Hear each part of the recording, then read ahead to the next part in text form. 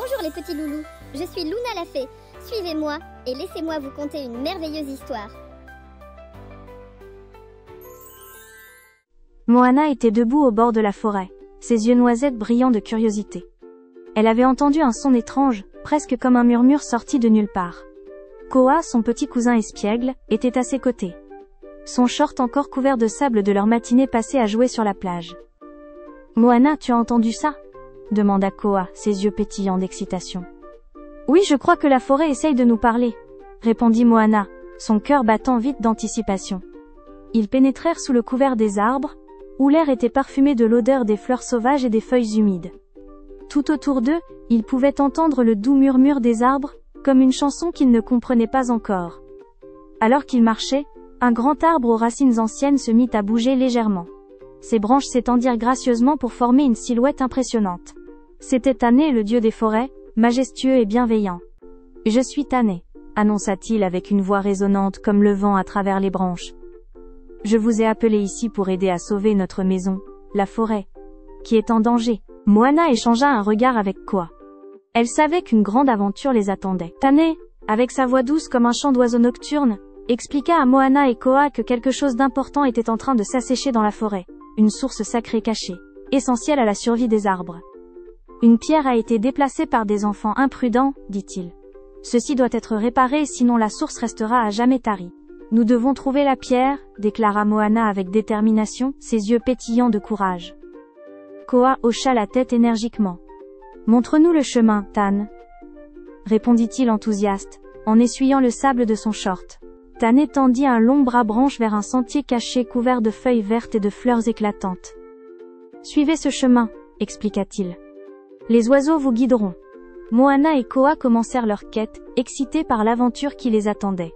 Autour d'eux, des chants d'oiseaux colorés emplissaient l'air, chacun leur offrant de joyeux encouragements.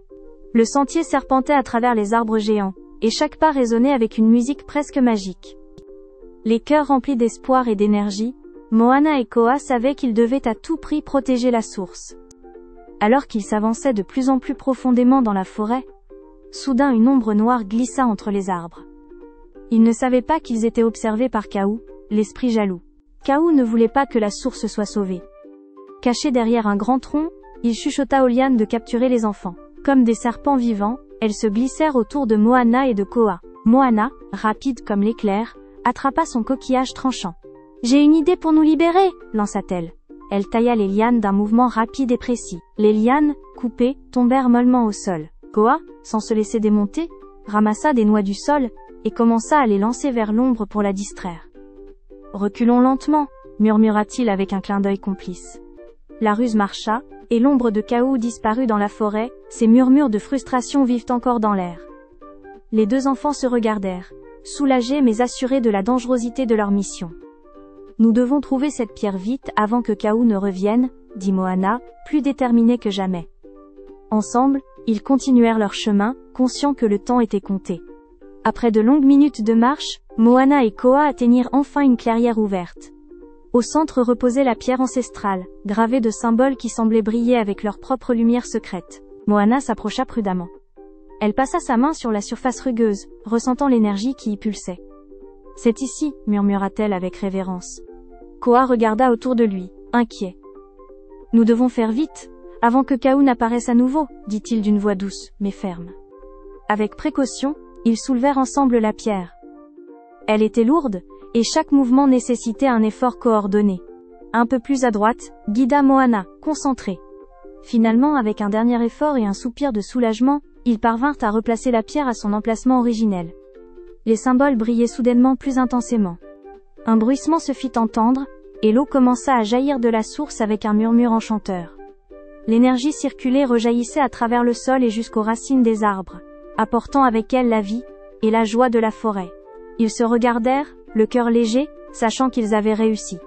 Les arbres commencèrent à chanter une mélodie de gratitude, chaque feuille vibrant d'un vert éclatant. Les oiseaux rejoignirent le chœur, remplissant l'air de leur joie. Moana et Koa, épuisés mais heureux, sourirent en écoutant cette symphonie de la nature. « Nous avons vraiment fait de notre mieux », déclara Moana avec un large sourire. Là-haut dans le ciel, ils virent Ina, la déesse de la lune, illuminer le chemin de retour de sa douce lumière argentée. Vos cœurs courageux ont sauvé la forêt, sembla-t-elle dire avec un sourire serein. Koa prit la main de Moana, et ensemble, ils marchèrent vers le village, le son des arbres les suivant comme une douce promesse de protection. J'ai hâte de raconter tout ça aux vieux sages, dit Moana, essoufflée mais rayonnante. Et moi, je dirais que j'ai parlé aux arbres, ajouta Koa malicieusement, en riant. Leur cœur léger ils avançaient, désormais liés pour toujours à la magie qui habitait leur île. Au village, dès leur arrivée, les anciens attendaient Moana et Koa. Les villageois, informés de l'aventure incroyable vécue par les deux enfants, étaient impatients de les revoir. Moana, Koa, vous avez fait preuve d'un grand courage et d'une sagesse qui inspire, déclara le plus âgé des anciens avec fierté. Koa sauta sur place, sa bonne humeur communicative. Et je jure que les arbres ont parlé avec moi, s'exclama-t-il, imitant les tons profonds de la forêt. Les rires fusaient autour d'eux, et Moana sentit un sentiment de paix l'envahir. Elle savait que, désormais, leur village et ses habitants respecteraient encore plus la forêt et tous ses secrets. Les anciens les remercièrent avec des guirlandes de fleurs parfumées, symbole de la bénédiction éternelle de Tani sur leur communauté. La nuit venue, Moana et Koa contemplaient les étoiles étincelantes, en silence mais remplis de gratitude et de fierté. Leurs esprits vibraient au rythme des 1000 histoires que la forêt avait encore à leur raconter. Et toi, cher lecteur, comment imagines-tu la suite de leurs aventures dans cette forêt enchantée ?